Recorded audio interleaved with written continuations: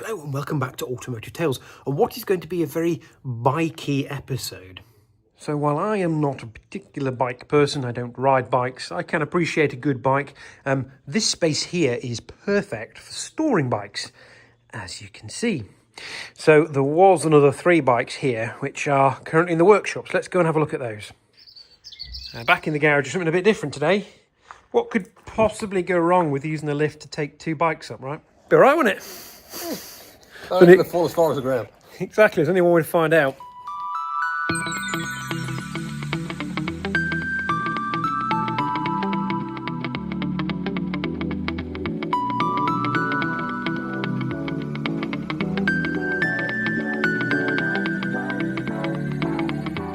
So, what's the plan, Doctor? I don't know, I was just going to make it up.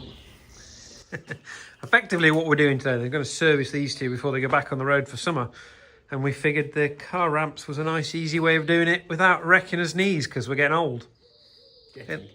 Getting, yes. We are old. Somehow he's done that without making even a drop of mess. It's a miracle. So on the CBF 1000, the sump just sits down here between the exhaust. It's a little bit fiddly, but it's not even gotten in on the exhaust apart from this mucky fingerprint here. That actually looks quite clean, but calm. He was doing all right until he turned the filter over to check it. There is no evidence. Not anymore, there isn't. Last changed in 23. Yeah, but how many miles have you done since then? A few thousand. Yeah, so why it's coming out nice. So filter off, oil out. Guess you better start putting it back together. That wasn't exactly hard, was it? So this is all a bit new to me, but so to fill these up, obviously you don't go to the rocker cover because that's rammed up under the frame and all of the gubbins there, but you top it up here on the side casing of the engine, and there's a nice little sight glass that helps you get the level correct, which is quite cool. So we're just going to clean up everything, all the bolts and bits and bobs, and stick the sump plug back in like that. Time to put some oil in. As you can see, this bike's had a hard life. So there's a big dent in the tank here, and the seat appears to be ripped. What happened there? The wind blew it off, blew it over. And I'm not even joking there. For once, he's not taking the piss. It did actually, this wasn't his fault, which is a first. So this trusty steed has belonged to the doctor for 15 years? Yeah. 15 years.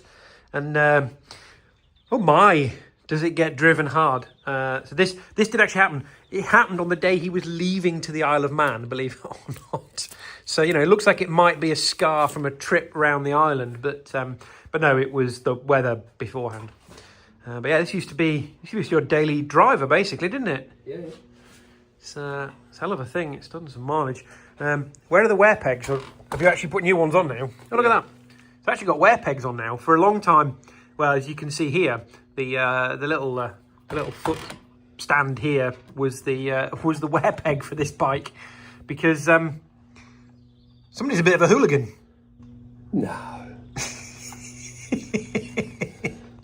So this one is a VTR 1000 SP1. I only know that because I've just been told it, but it is a fine looking thing, isn't it?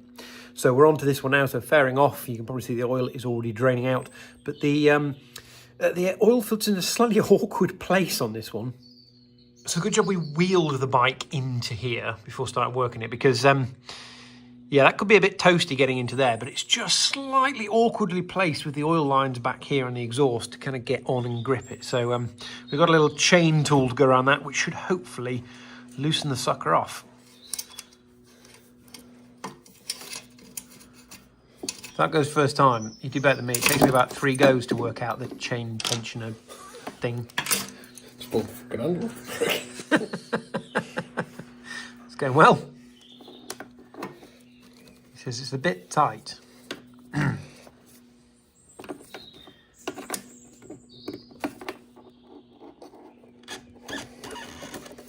There she goes. Just like that. Champion, one might say. The interesting thing is, it's the same filter for this and that. Yeah. Same oil, which is quite handy. Same oil now. Yeah, slight conversion just to make sure they're both running on the same oil. It's sort of handy.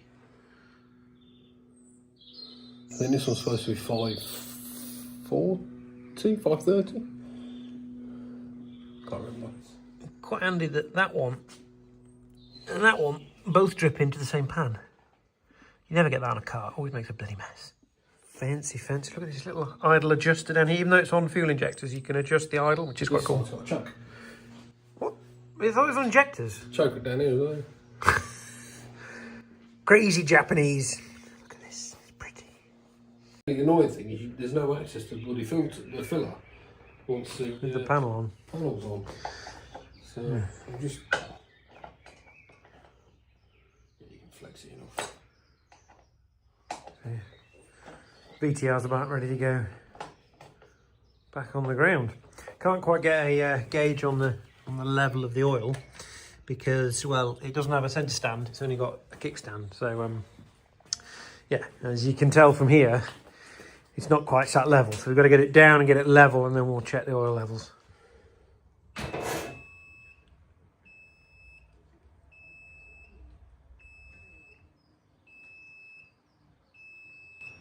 Don't cook it with a car, right?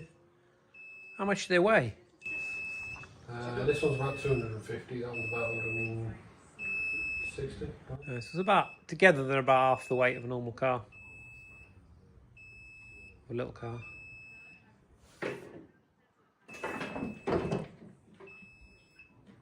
Just like that. Put some pudding.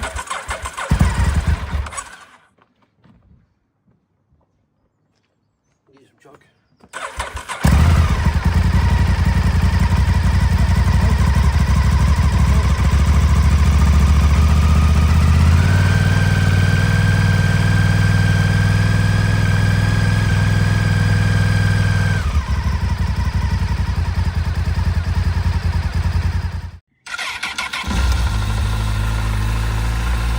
Straight away.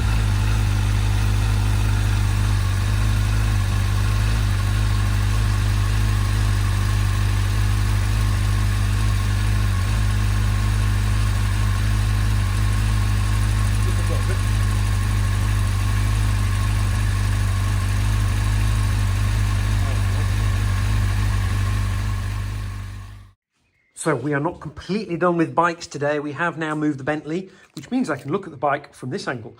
And you'll recognise this is a different one again. So this is a CBR 1000 or Fireblade. 900. Oh, it's a 900. There you go. I'm an idiot and know nothing about bikes, but this is his. It's a 900 Fireblade. Quite a pretty looking bike. This is getting a cheeky pre-spring summer oil change ready to be put into corners sideways. So, like the VTR 1000, this oil filter is right in amongst the pipes. Luckily, again, we haven't run this before bringing it in, so these are stone cold. But how the heck do you get that out without making a god-awful mess? So you can see the pipes have been flared to allow you to get it out, but as soon as you pull that off, that is going to drip all over the pipes down here. So you can get it out, it's just going to make a mess. So we have a slight modification to try and solve this. So little lid of a curry container here with the hole punched in the corner. The hope is this will catch all the drips from the oil filter.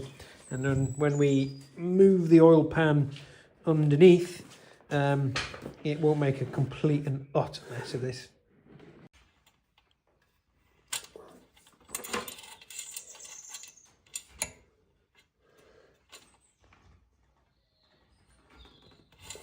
You got it? No.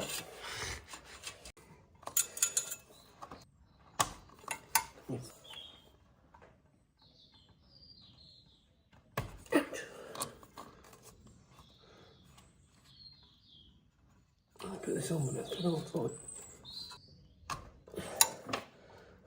It's just jumping. A few moments later. We resorted to the spidery thing to get it to come loose. The chain was having none of it. Now time to see whether this little invention does the job or not.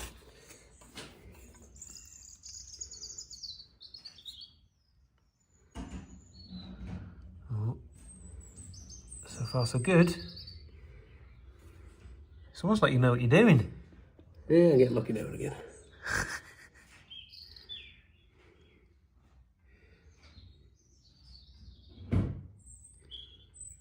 Can't tell that fluid is moving, it's so smooth.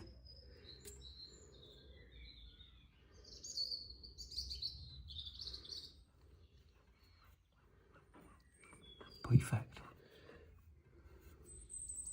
That's it. I'll give that a clean up, get a new one on. There you go. Last job of the day complete.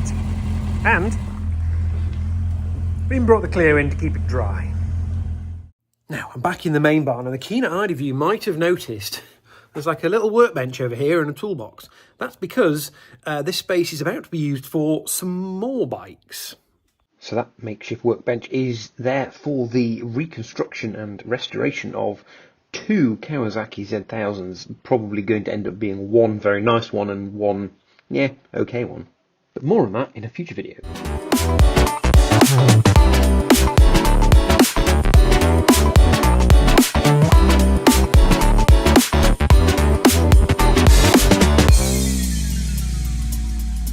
Don't forget to like, comment, share, and subscribe. Thank you for watching.